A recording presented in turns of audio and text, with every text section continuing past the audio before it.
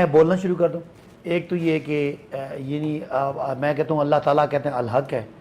کمال ہے کہ Peoples party والے کرپشن کے خلاف آج بول رہے ہیں. یہ بھی پاکستان میں ہونا تھا.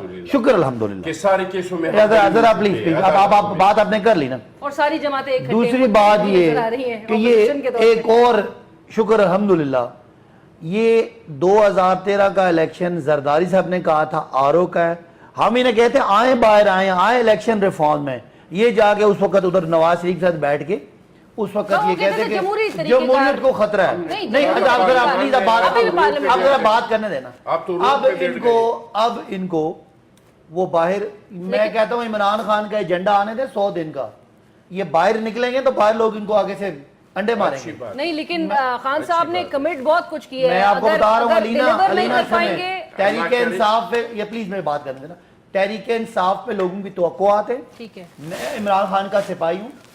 میری بہت ہوپس ہے کہ عمران خان انشاءاللہ پاکستان کا 100 دن کا وہ ایجنڈا دیں گے.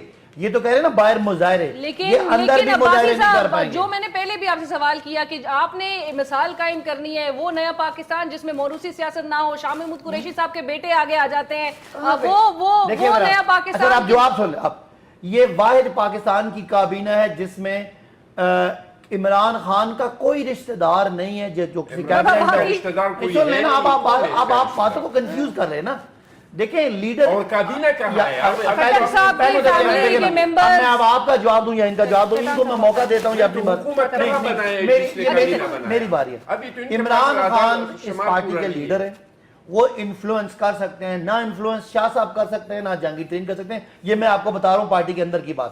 اگر کسی جگہ پہ آپ جو کہہ رہے ہیں کہ نواز شریف، حمزہ شریف، مریم شریف، آپ بلاول، بختاور، میں اپنا زرداری صاحب کی بہن، اس کو اور آپ عمران خان کو ملا کے اگر آپ گڈ بڈ کریں گے نا، آپ قوم سے زیادتی کر رہے ہیں. عمران خان تنہا وہاں پہ لیڈ کر رہے ہیں.